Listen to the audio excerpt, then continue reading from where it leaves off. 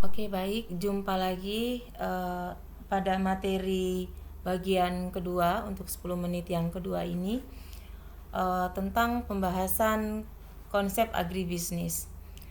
Nah, agribisnis juga mencakup kegiatan pertanian.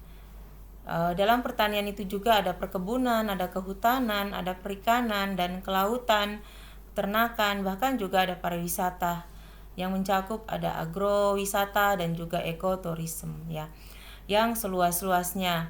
Nah, di dalamnya mencakup bisnis hulu, on farm, hilir, dan jasa-jasa penunjangnya.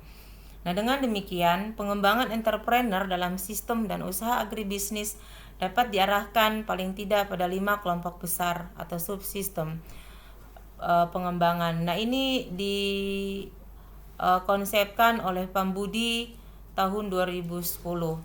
Sebagaimana yang bisa kita lihat pada gambar lingkup pengembangan entrepreneur dalam sistem agribisnis. Nah, Pambudi menjelaskan ada 5 subsistem penunjang, ada 5 subsistem ya dari agribisnis.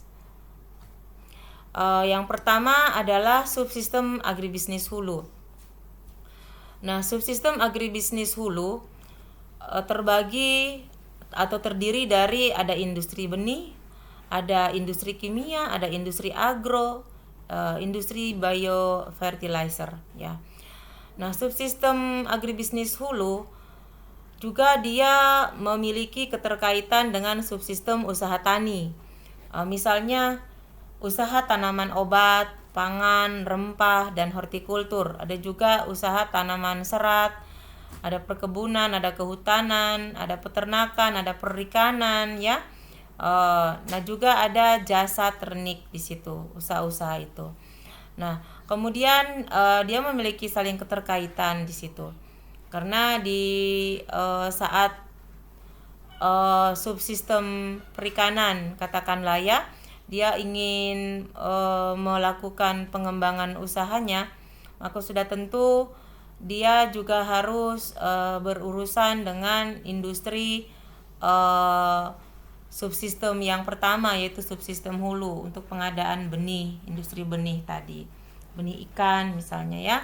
Nah, dari subsistem agribisnis hulu ada juga subsistem usaha tani. Selain itu ada juga subsistem pengolahan. Subsistem pengolahan meliputi berbagai macam industri-industri yang berkembang ya. Ada industri makanan, ada industri minuman, ada industri rokok, industri serat alam. Bisa dilihat itu ya pada bagannya ya di situ. Ya, ada industri perikanan, ada berbagai macam industri-industri. Industri pengolahan bakso ikan, ada industri pengolahan abon ikan ya. Nah, ini masuk dalam subsistem pengolahan yang tentunya dari subsistem ini juga dia membutuhkan bahan-bahan baku. Nah, dari subsistem pengolahan ada juga subsistem pemasaran. Karena ketika semua subsistem itu dia berjalan, maka tentunya produk yang telah dihasilkan dia harus dipasarkan. Subsistem pemasaran ini dia mencakup distribusi, promosi, itu kegiatan-kegiatannya ya. Ada juga informasi pasar dan seterusnya, itu bisa kita lihat pada bagan itu ya. Nah, dari keempat subsistem tadi tentunya harus ada subsistem jasa dan penunjang.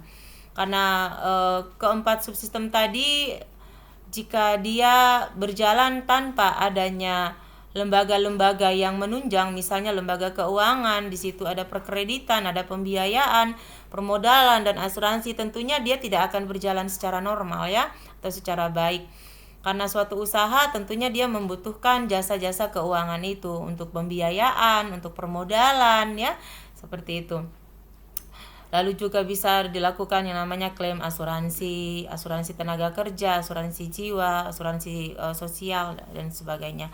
Kemudian juga menyangkut informasi, komputerisasi dan otomatisasi.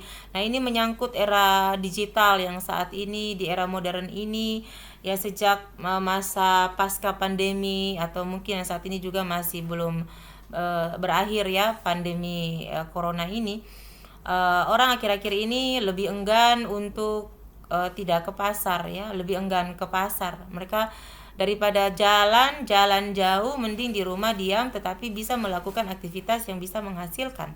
Sehingga di situ mereka bisa lakukan penjualan online lewat ya aplikasi-aplikasi penjualan, bisa juga melalui ya penjualan-penjualan online lainnya, mungkin melalui media-media sosial. Nah, ini menyangkut informasi, komputerisasi dan otomatisasi. Kemudian juga turut memegang peran adalah kegiatan penelitian, pengembangan, pendaftaran paten dan merek. Nah, jika ini juga ada, ini malah lebih luar biasa lagi karena bisa mampu untuk membuat atau mendaftarkan paten, hak paten ya, atau produk yang dibuat sendiri gitu. Nah, selain itu juga bisa dilakukan kegiatan pendidikan pelatihan ya. Nah, tidak kalah pentingnya juga menyangkut pelabuhan, jalan, transportasi.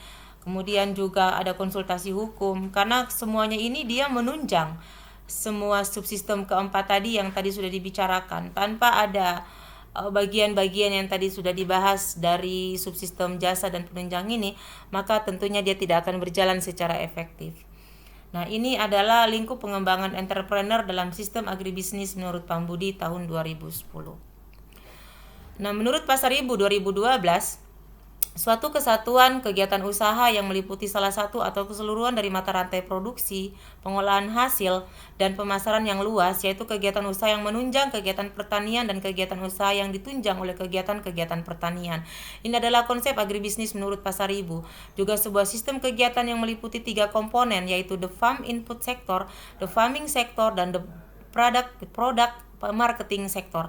Nah, keseluruhan dan kesatuan dari seluruh organisasi dan kegiatan mulai dari produksi dan distribusi sarana produksi, ada kegiatan produksi pertanian di lahan pertanian sampai dengan pengumpulan, penyimpanan, pengolahan dan turun sampai distribusi hasil akhir dari pengolahan tersebut sampai kepada tangan konsumen. Nah, agribisnis ini juga meliputi semua aktivitas sebagai rangkaian sistem yang terdiri dari subsistem pengadaan dan penyaluran sarana produksi, teknologi dan pengembangan sumber daya pertanian, ada subsistem produksi pertanian usaha tani, yang ketiga adalah subsistem pengolahan hasil-hasil pertanian atau agroindustri, dan yang keempat adalah subsistem distribusi dan pemasaran hasil pertanian. Saya pikir ini juga identik dengan yang disampaikan oleh Pambudi tadi ya. Nah, Pasar Ibu juga mirip ya. Nah, ini adalah bagian pembelajaran atau materi bagian yang kedua untuk 10 menit yang kedua. Baik, terima kasih. Kita akan lanjut lagi pada 10 menit yang ketiga. Terima kasih.